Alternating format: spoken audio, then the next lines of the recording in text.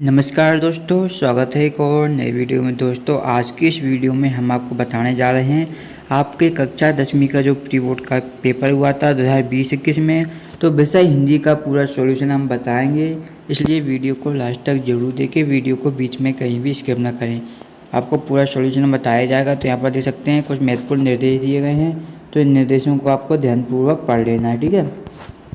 तो यहाँ पर देखिए अब हमारे क्वेश्चन स्टार्ट हो चुके हैं। पहला क्वेश्चन है, निम्नलिखित कथनों के सही विकल्प चुनकर लिखिए। तो पहला है, सूरदास जी के पदों की भाषा है। तो अवधि है, ब्रज, हिंदी या बुंदेलखंडी। तो सभी को पता है सूरदास जी के पदों की भाषा जो है वो ब्रज भाषा है।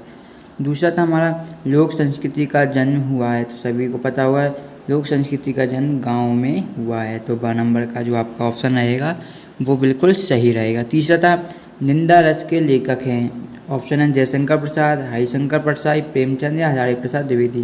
तो इसके जो आपका आंसर हो जाएगा, निंदा रस के लेखक हैं हरिशंकर परसाई, ठीक है। चौथा देखिए, श्रृंगार रस का स्थायी भाव है। तो श्रृंगार रस का स्थायी भाव है रति, ठीक है। फिर दो पदों के मेल को कहते हैं, तो दो पदों के मेल को हम समास कहते हैं। तो ब नंबर का जो आपका ऑप्शन आएगा वो बिल्कुल सही रहेगा। इस प्रकार से आपके सही विकल्प पूरे कंप्लीट हो चुके हैं। अब आते हैं रिक्त स्थानों की पूर्ति। तो चलिए दोस्तों रिक्त स्थानों के आंसर भी देख लेते हैं। तो देखिए पहला क्वेश्चन था रिक्त स्थानों का हमारा कि स्वतंत्रता संग्राम के सेनानी पंजाब केसरी हैं।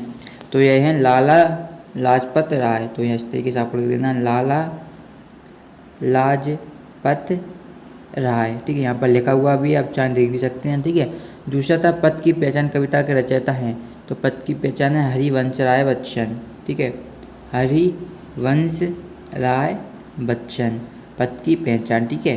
तीसरा देखिए, तीसरा है, सुश्रुत के चिकित्सा ग्रंथ का नाम है। तो सुश्रुत सभी लोगों को पता होगा सुश्रुत संहिता है, ठीक है।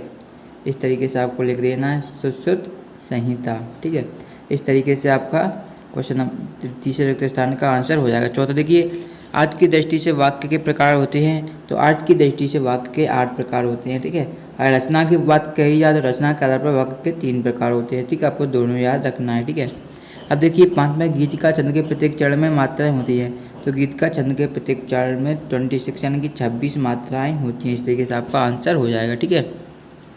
अब आती है तीसरा, सत्य और असत्य लिखिए, ठीक है।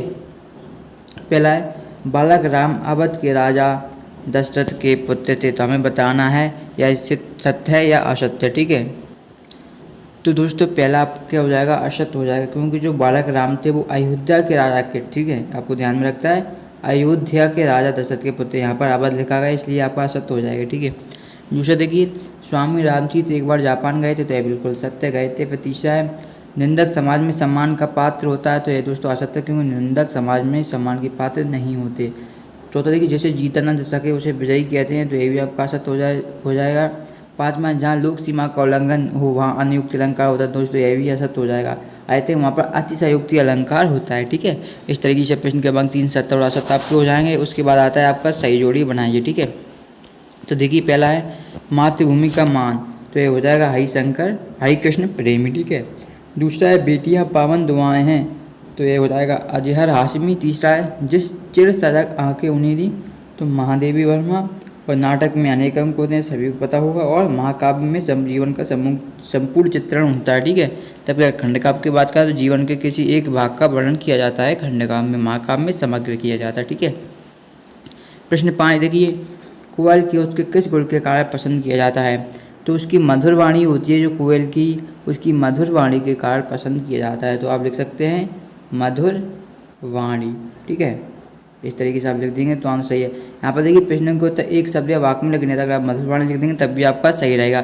अगर यहाँ पर ओनली एक वाक्य लिखा होता तब आपको पूरा लिखना पड़ता कि कोयल को उसकी मधुर वाणी के कारण क्या पसंद किया जाए। दूसरे देखिए, छंद के प्रकार होते हैं। छंद के 2 प्रकार होते हैं। एक तो होता है हमारा मात्रिक छंद, ठीक है, मात्रिक छंद। और दूसरा होता है हमारा वार्णिक छंद। ये आपको ध्यान में रखना है, ठीक है। कई बार क्वेश्चन पूछा जा चुका है, ठीक है। फिर भगिनी निवेदिता का मूल नाम क्या था।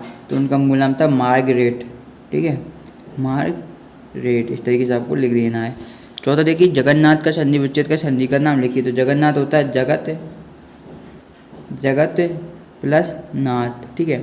और ये हमारी ये संधि विच्छेदों का संधि का नाम लिखेंगे तो ये हमारी व्यंजन संधि हो जाएगी, ठीक है, व्यंजन संधि। इस तरीके से आपको आंसर लिख देना है।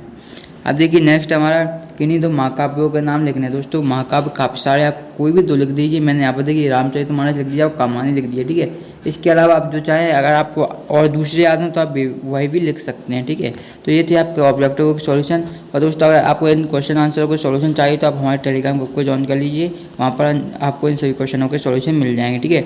टेलीग्राम बता देता हूँ किस नाम से है, तो टेलीग्राम पर जाकर आपको सर्च करना है स्टडी विद हेमंत, ठीक है। तो वहाँ पर जो आपको फर्स्ट ग्रुप मिले उसे ज्वाइन कर लीजिएगा। इस तरीके से आपको वहाँ पर इन क्वेश्चनों का पूरा सॉल्यूशन मिल जाएगा, ठीक है। और दोस्तों कक्षा 10वीं के हम आपके प्री बोर्ड की सभी क्वेश्चन पेपरों के सॉल्यूशन बता रहे हैं। अगर आपको हमारी वीडियोस पसंद आती हैं तो वीडियो को लाइक ज़रूर कीजिए, और चैनल पर अगर पहली बार जुड़े हैं तो इसी प्रकार की वीडियो हमारे चैनल पर आपको मिलती रहेगी, इसलिए चैनल को सब्सक्राइब भी कर दीजिए, ठीक है। तो आज के इस वीडियो का मैं ही समाप्त करते हैं। धन्यवाद दोस्तों।